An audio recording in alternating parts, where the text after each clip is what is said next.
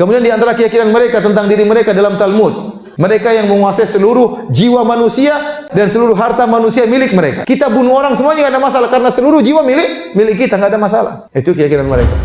Talmud terdiri atas dua, yaitu matan dan syarah. Matan namanya musyannad dan syarah namanya jumara atau jamara. Jadi ada matan, ada syarah. Talmud ini seperti kitab fikih kalau kita.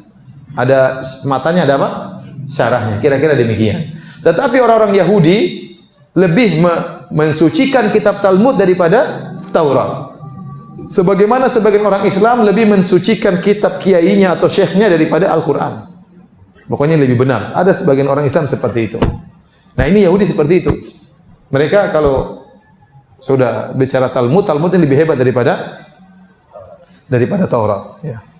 Sebenarnya Talmud itu ya, adalah penjelasan para ulama Yahudi, pendeta rahib-rahib Yahudi.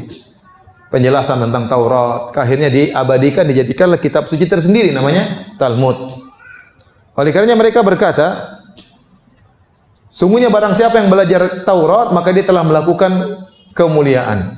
Namun dia tidak berhak mendapatkan ganjaran. Dan barang siapa yang belajar musyannah, yaitu matannya Talmud, maka dia telah melakukan kebajikan, keutamaan dan berhak mendapatkan ganjaran. Dan barang siapa yang pelajari jamara, yaitu syarahnya dari Talmud, maka dia telah melakukan keutamaan yang terbesar. Ini isyarat bahwasanya mereka lebih mengagungkan Talmud daripada Taurat. Baik. Talmud ini banyak, tebal, berjilid-jilid. Namun tidak ada dalam bahasa Indonesia. Dalam mungkin bahasa mereka, dalam bahasa Inggris sudah diterjemahkan. Ya. Saya punya kawan, kakak kelas saya di Qismil Aqidah, di bagian jurusan Aqidah, pernah meneliti tentang Talmud yang tebal tersebut dalam bahasa Inggris. Bagaimana sikap Talmud, pembicaraan Talmud tentang Allah Subhanahu wa taala. Maka dia buat risalah ya. 3 jilid ya. 3 jilid. Sampai kalau tidak salah ada bahasa Ibriyahnya juga, bahasa apa namanya? Bahasa Yahudinya juga. Jadi dia ada manuskrip cetakan bahasa Inggris, ada juga cetakan bahasa Yahudi ya. 3 jilid tentang Allah Subhanahu wa taala. Saya dikasih bukunya oleh beliau ya. Tapi bacanya malas, 3 jilid terlalu banyak ya. Tapi ada kesimpulan-kesimpulan yang mungkin kita bisa ambil. Di antaranya dalam Talmud disebutkan bahwasanya mereka menyangka, menurut mereka meyakini Allah itu kerjaannya adalah ta'allumut Talmud ma'al malaika. Allah itu kerjaannya murajaah Talmud sama malaikat. Jadi ngajak malaikat murajaah apa? Talmud. Disebutin dalam Talmud bahwasanya di antara kegiatan Allah adalah al-la'ib ma'al hut, bermain-main dengan ikan paus. Di antara yang mereka sebut dalam Talmud bahwasanya Allah menangis gara-gara musibah yang menimpa orang Yahudi. Ini dalam Talmud. Ya, sebenarnya masih banyak karena 3 jilid tentang apa? Tentang Allah. Tapi saya belum baca risalah tersebut. Suatu waktu mudah-mudahan saya akan baca. Paling tidak daftar isinya. Apa sih perkataan mereka tentang Allah dalam Talmud? Ya nanti kalau menarik dibaca isinya dong. 3 jilid terlalu panjang ya. Kemudian bagaimana dalam Talmud keyakinan mereka tentang diri mereka? Di antaranya yaz'umul yahud anna arwahum juz'un min Allah. Orang Yahudi menyangka bahwasanya mereka itu roh-roh mereka adalah bagian daripada Allah Subhanahu wa taala.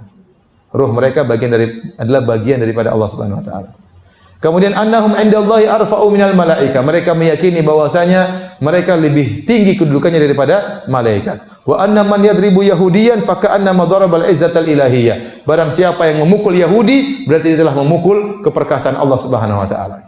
Dia telah memukul zat Allah Subhanahu wa taala. Jadi mereka menganggap diri mereka ini adalah suku istimewa, Sya'bullahil Mukhtar, pilihan. Tidak boleh ada suku yang seperti mereka. Ruh mereka dari Allah Subhanahu wa taala. Makanya mereka tidak terima tatkala ternyata ada nabi dari Arab, mereka tidak terima. Mereka sudah tahu nabi tersebut terakhir mereka tunggu-tunggu. Kata Allah, ya'rifunahu kama ya'rifuna abna'ahum. Mereka sudah kenal nabi tersebut seperti mereka mengenal anak-anak mereka. Sifat-sifatnya sudah jelas. Cuma ternyata mereka tidak diberitahu nabi terakhir dari bangsa Arab. Mereka sangka dari Bani Israel juga. Mereka sudah tunggu-tunggu, begitu nabi muncul, falamma ja'ahum ma arafu kafaru bih. Tatkala datang nabi yang mereka sudah kenal dengan benar-benar kenal, mereka kafir kepada nabi tersebut. Kenapa? Hasadan min indi anfusihim, karena hasad saja. Kok bisa nabi terakhir dari suku yang lain? Kemudian di antara keyakinan mereka tentang diri mereka dalam Talmud, annahum musallituna ala baqi amwalil umam wa nufusihim. Mereka yang menguasai seluruh jiwa manusia dan seluruh jiwa manusia milik mereka dan seluruh harta manusia milik mereka. Itu keyakinan mereka. Li'anna fil waqi amwal yahud. Sungguhnya harta dunia ini adalah milik Yahudi. Maka kalau ada seorang mengambil harta miliknya, maka tidak mengapa. Jadi menurut mereka meyakini kita ini rampas harta orang enggak ada masalah karena seluruh harta milik kita. Kita bunuh orang semuanya enggak ada masalah karena seluruh jiwa milik kita, enggak ada masalah. Itu keyakinan mereka.